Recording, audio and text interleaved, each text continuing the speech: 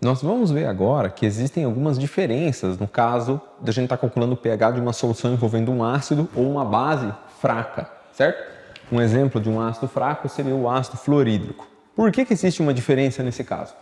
Porque, segundo o que a gente viu lá na aula de teoria de ácidos e bases, Lewis, Bronsted-Lowry, Arrhenius e tudo mais, quando um ácido ou uma base era fraco, significava que a sua ionização ou a sua dissociação, no caso de uma espécie iônica, esse processo era incompleto, certo? Então, um ácido fraco era aquele cuja ionização era incompleta, ou seja, nem todas as moléculas do ácido presente estariam nas suas formas ionizadas.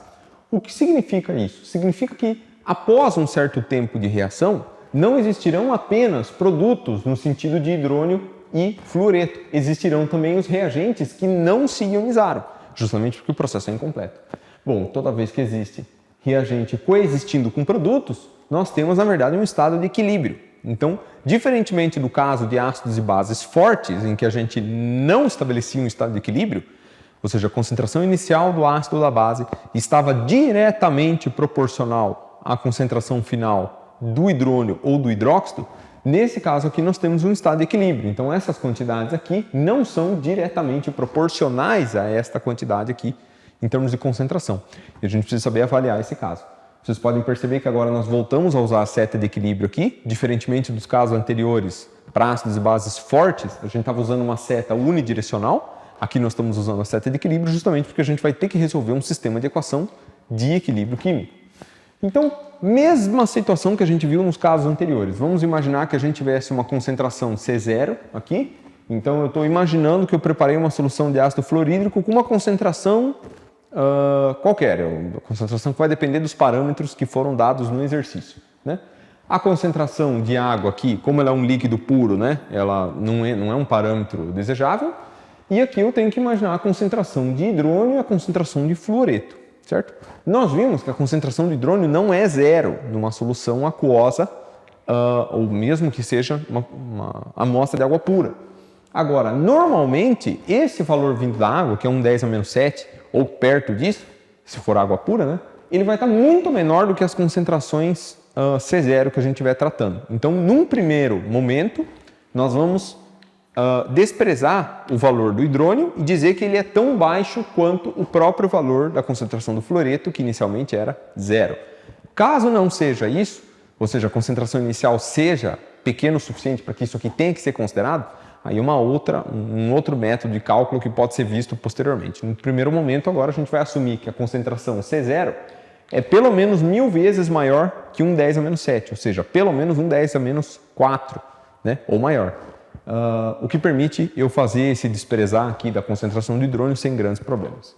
O ponto importante é entender que isso aqui é a condição inicial, o mesmo esquema de contabilidade que a gente tinha feito antes já, e que durante a reação, uma certa quantidade desse HF aqui vai se ionizar. Agora, quanto é essa quantidade? Eu não sei, eu só sei que é uma ionização incompleta, ou seja, uma parte dessas moléculas aqui vai se ionizar. Eu não sei quanto, então eu vou dizer que vão se ionizar X moléculas do total C0 que existia. Então é importante destacar que o valor de X ele tem um intervalo no qual ele pode correr, ou seja, ele não pode ser menor do que 0, afinal, eu não posso ter menos ionização do que nenhuma ionização, né? Então esse valor tem que ser de 0 para cima, mas ele também não pode ser maior que C0, afinal eu não posso ionizar mais do que eu tinha em termos de concentração antes. Então esse valor de X ele tem que ser maior que 0 e menor que C0, que é a nossa concentração inicial. E daí aqui, pela estequiometria 1 para 1 para 1 para 1, eu vou ter os valores aqui mais X e aqui mais X, né? Para as concentrações que foram obtidas durante a reação. Bom, depois que é estabelecido o equilíbrio, qual que é a concentração aqui do meu ácido de partida? C0 menos X. Qual que é a concentração de hidrônio e de fluoreto? X e X. Se eu tenho reagentes coexistindo com produtos, então vai se estabelecer uma constante de equilíbrio, né? Que eu posso escrever aqui do lado, constante de equilíbrio, que será a concentração do hidrônio vezes a concentração do fluoreto dividido pela concentração do HF. Né? Nesse caso aqui, nós temos X vezes X dividido por C0 menos X, que são os valores que existem aqui para essas espécies no equilíbrio. E esta expressão aqui, ela é conhecida como Ka, ou seja, a constante do ácido, a constante de equilíbrio do ácido, né? Relacionada ao ácido que está formando essa quantidade de íons hidrônio aqui.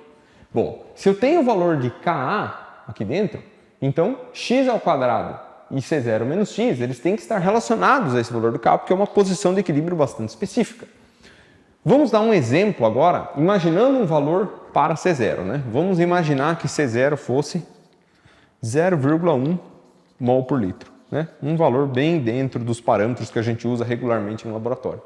Para que eu consiga resolver essa equação aqui, substituindo esse C0 aqui por 0,1, né? Então eu posso substituir aqui C0 por 0,1.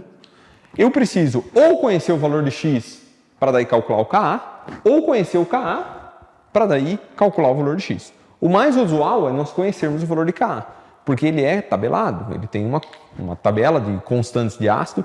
Todos os livros de química geral têm, livros de fisicoquímica, de química analítica tem também, na internet tem uma porção dessas tabelas, a gente pode procurar esse valor aqui na literatura. Para o caso específico do ácido fluorídrico, o valor do Ka é 3,5 vezes 10 elevado a menos 4. Então aqui eu posso, né, substituir esses dois valores aqui dentro dessa expressão, obter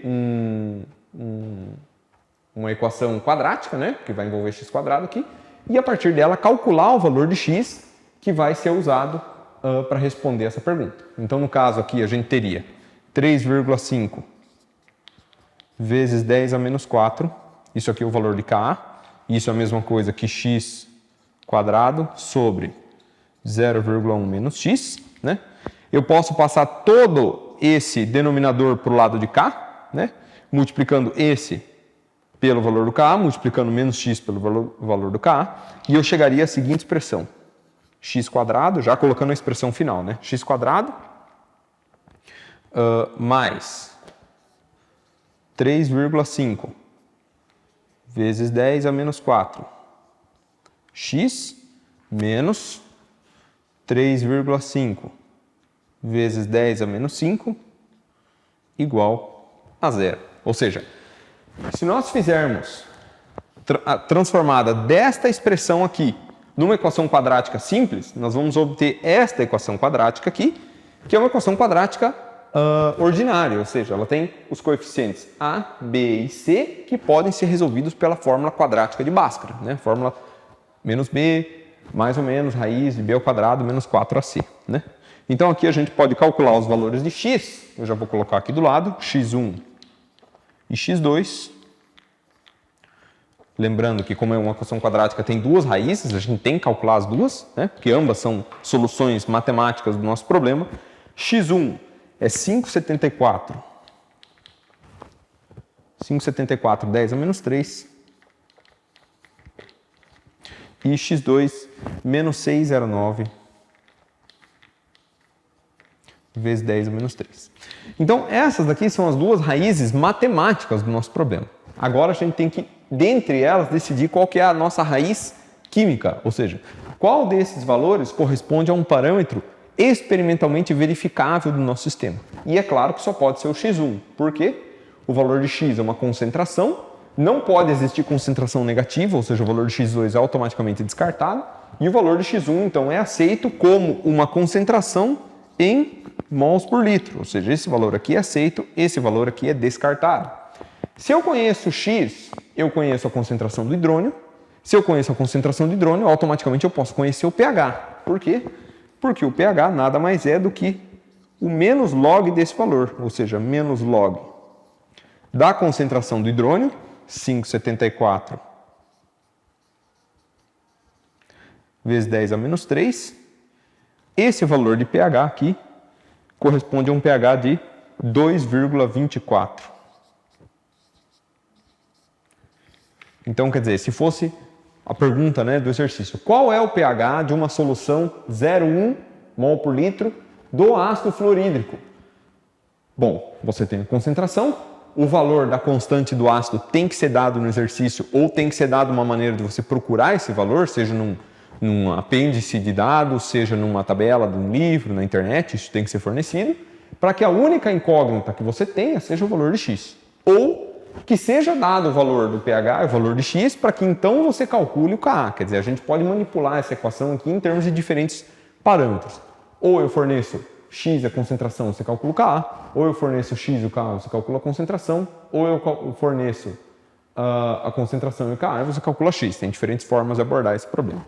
De modo geral, vocês vão necessitar de 3 informações, 2 serão dadas no problema e a terceira que vocês vão buscar. E para buscar, sempre vai se passar por uma equação de equilíbrio. Por quê? Porque ácidos e bases fracos sempre estabelecerão estados de equilíbrio no momento em que eles estiverem dissolvidos em água. Então isso é importante. Toda vez que o ácido ou a base for fraca, você pode assumir que esse sistema está indo na direção do equilíbrio e que esse equilíbrio vai ser estabelecido e que, uma vez estabelecido, vale o valor da constante de equilíbrio naquela temperatura.